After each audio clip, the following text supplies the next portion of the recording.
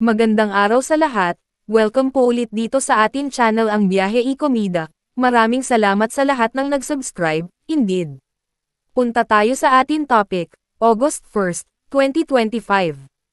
Trulili ba, Atasha Mulak jowa na ang anak ni Ramon Ang, na booking sa IG? Totoo nga kaya ang chika na may something nang namamagitan sa aktres at host na si Atasha Mulak at sa anak ni Ramon Ang na si Jacob Ang? Iyan ang tanong ng mga supporters ni Atasha matapos mapansin ang pag-share ni Jacob o kilala rin sa tawag na Jake, sa social media last June 15, 2025, ang trailer ng Viva One series ng dalaga na, Bad Genius. Mapapansing naka-follow sa isa't isa sina Atasha at Jacob sa Instagram.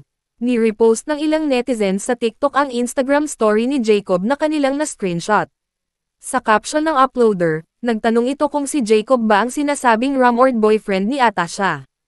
In fairness, kilig-kiligan naman ang mga fans ng anak ni Aga Mulak at Charlene Gonzalez at nagsabi pang approve sa kanila sakali mang totoong magjowa na ang dalawa.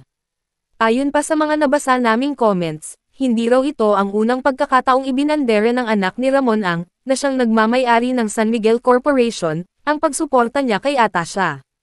Ayon sa isang netizen, very consistent yan siya mag-share sa IG story. May kumalat din daw na video kung saan makikita si Jacob na present sa isang event ni Atasha para sa promo ng Bad Genius.